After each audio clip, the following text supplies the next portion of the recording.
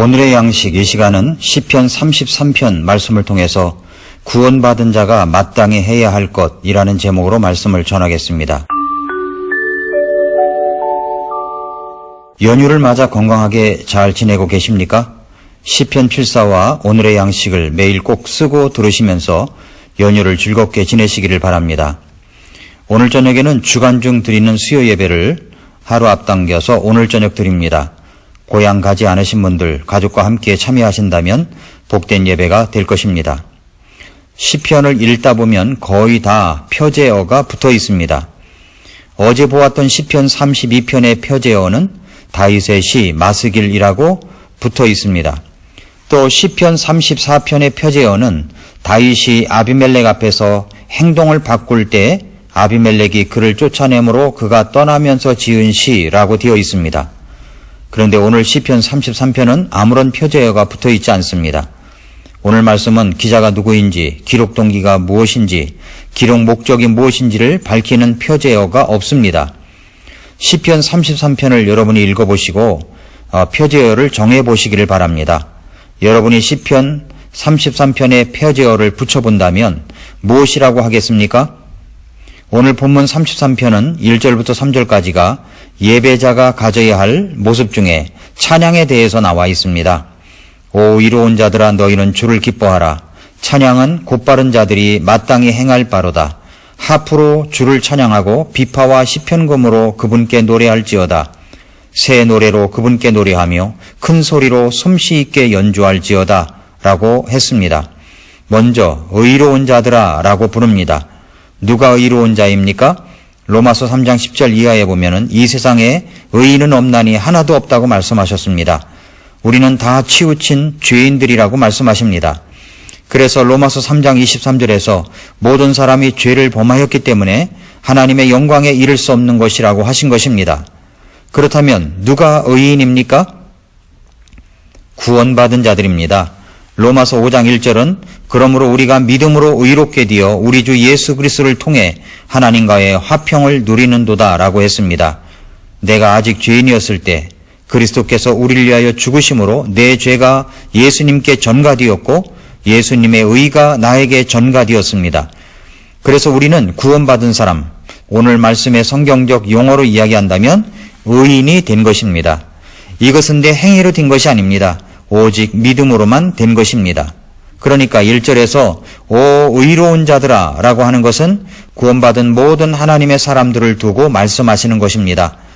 오 의로운 자들아 너희는 주를 기뻐하라. 찬양은 곧바른 자들이 마땅히 행할 바로다. 구원받은 사람은 주님을 기뻐합니다. 그 기쁨은 찬양을 통해서 나올 수 있습니다. 왜냐하면 찬양이라고 하는 것은 곧바른 자들, 의인이 된 사람들, 구원받은 사람들이 마땅히 행할 바이기 때문입니다. 무엇으로 우리는 주님을 찬양합니까? 먼저 내 마음과 입으로 찬양을 할 수 있습니다. 내 음성으로 마음을 다 바쳐 찬양할 수 있습니다. 또 오늘 말씀에서는 악기로 주님을 찬양할 수 있다고 말씀하십니다. 2절에서 하프로 주를 찬양하고 비파와 시편금으로 그분께 노래할지어다 라고 했습니다. 그때 당시의 현악기, 하프와 비파와 시편금으로 주님을 노래했습니다. 또한 새 노래로 주님을 노래할 수 있습니다. 새 노래라고 하는 것은 꼭 지금 작사 작곡을 새롭게 해야 한다는 말이 아닙니다. 그렇게 좋은 곡을 써서 하면 좋겠지만 요즘에 음악을 조금이라도 한다는 사람들이 무분별하게 CCM 곡을 만들어서 부르기 때문에 성경에 가사만 갖다 붙이기만 하면 곡의 장르에 상관없이 현대인들의 감각에 맞는 곡 스타일로 만들어서 부르는 것이 많습니다. 작사 작곡자의 믿음이나 영성에 상관없이 말입니다. 그래서 저희 교회에서는 그런 CCM을 부르지 않습니다. 곡의 장르가 성경적이지 못하기 때문이고 비트가 강한 락이나 팝 스타일이 있기 때문입니다. 새 노래라고 하는 것은 아주 유명한 영성이 있는 사람이 작사 작곡한 곡도 될 수가 있지만 기존에 있는 찬송인데 그 곡이 어느 날 나에게 처음 부르는 노래처럼 감격스럽게 다가올 때가 있습니다. 찬송가에 수백 곡이 있지만 저에게는 새 노래가 몇 곡이 있습니다. 그 중에 하나가 5년 전 제 아내가 저를 위해서 방태산 가는 길에 차 안에서 불러주었던 노래입니다. 침례교 찬송가 362장에 전능하신 우리 주 하나님 모든 것 그의 계획 안에 두시네 전능하신 우리 주 하나님, 모든 것 그의 계획 안에 두시네.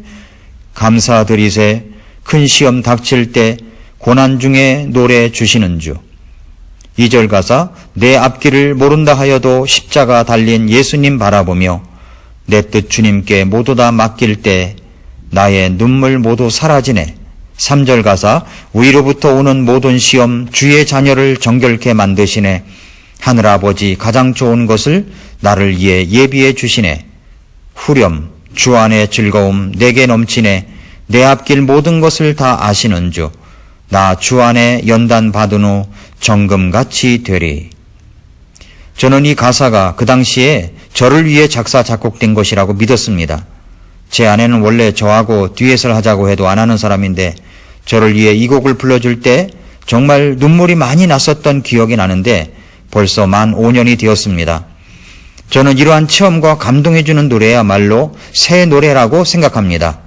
그런데 이렇게 찬양을 하는데 연주를 하고 노래를 부를 때 그것이 공적인 예배라면 잘 연주되어 불러야 할 것입니다. 그래서 오늘 3절에서 새 노래로 그분께 노래하며 큰 소리로 솜씨 있게 연주할지어다 라고 했습니다. 훈련하고 연습해서 정교한 솜씨로 솜씨 있게 연주를 해야 할 것입니다. 우리 하나님을, 우리 예수님을 향하여 부르는 노래이기 때문입니다. 왜 우리는 이렇게 구원받은 자가 마땅히 찬양을 해야 하는 것입니까? 그 이유를 몇 가지로 오늘 본문을 통해서 말씀드리겠습니다. 첫째로 우리 주님의 말씀은 항상 옳기 때문입니다. 시편 33편 4절부터 7절을 보면 주의 말씀은 옳으며 그분의 모든 일은 진리 안에서 이루어지는도다. 그분께서 의와 판단의 공의를 사랑하시나니 땅은 주의 선하심으로 가득하도다. 주의 말씀으로 하늘들이 만들어지고 하늘들의 온 군대가 그분의 입의 숨에 의해 만들어졌도다. 그분께서 바닷물을 무더기같이 함께 모으시며 깊음을 곳간들에 두시는도다 라고 했습니다. 주님의 말씀은 언제나 옳습니다. 주님은 공의로 세상을 다스리십니다. 세상은 주님의 말씀으로 지어졌습니다. 인간은 주님의 입의 숨으로 만들어졌습니다. 하나님께서 바닷물을 모아두시고 계십니다. 우주 만물의 주인은 하나님이십니다. 그래서 8절 9절에서는 온 땅은 주를 두려워하고 세상의 모든 거주민은 그분을 두려워하며 섬길지어다. 그분께서 말씀하심에 그것이 이루어졌으며 그분께서 명령하심에 그것이 굳게 섰도다 라고 말씀했습니다. 그러므로 우리는 12절처럼 주님 나라의 최고의 국민이 되어야 됩니다. 주를 자기 하나님으로 삼은 민족, 그분께서 자신의 상속 유업으로 택하신 백성은 복이 있도다 라고 말씀했습니다.